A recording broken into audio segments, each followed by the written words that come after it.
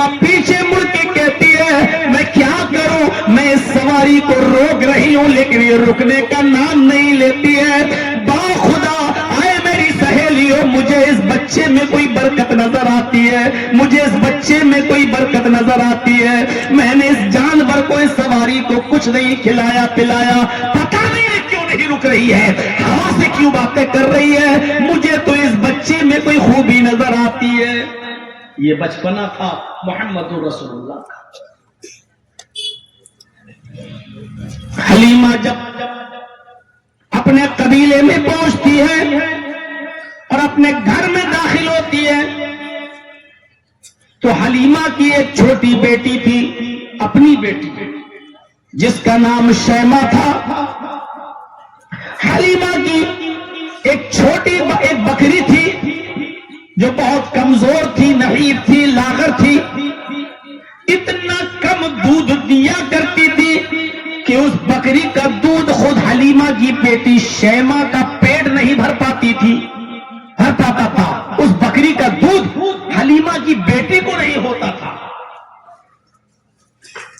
حلیمہ کے شوہر نے کہا اے حلیمہ اب تو ایک بچے کو اور لے آئی، ہمارے پاس کھلانے پلانے کا کوئی سادھن نہیں، ایک بکری ہے وہ بھی کمزور اور اتنا کم دودھ دیتی ہے جس میں ہماری بیٹی کا بھی پیٹ نہیں بھرتا، اب تو عبد المطلب کے پوتے کو بھی لے آئی، عبداللہ کے بیٹے کو بھی لے آئی، ابو طالب کے بھتیجے کو بھی لے آئی، آمینہ کے جگر کے ٹکڑے کو بھی لے آئی، اب اس بکری کا دودھ دونوں بچے کیسے پیئیں گے؟ ایک بچے کو تو ہوتا نہیں، اب دونوں بچے کیسے پیئیں گے؟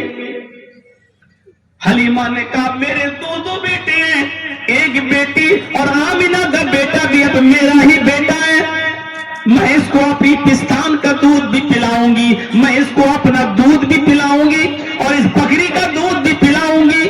برتن لاؤ۔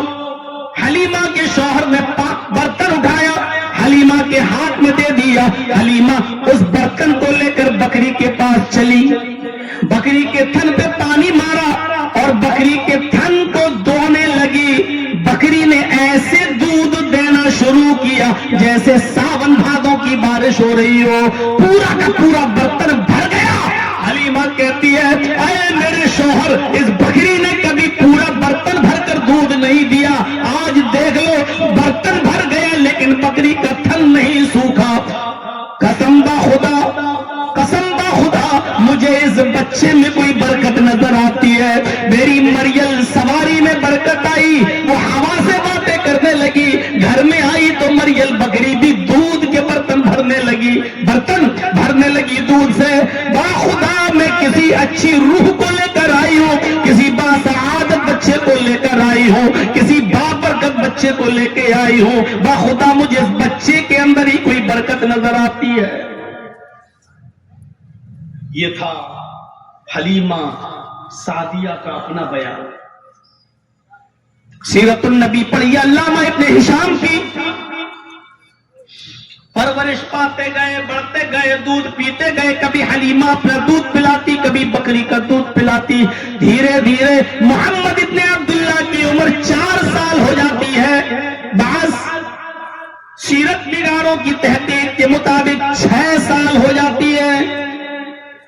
عرب کے دستور کے مطابق وہاں کے لوگ بکریاں چرانے کا پیشہ اچھا سمجھتے تھے، اس لیے گاؤں کے بچے جنگل میں بکریاں چرانے گئے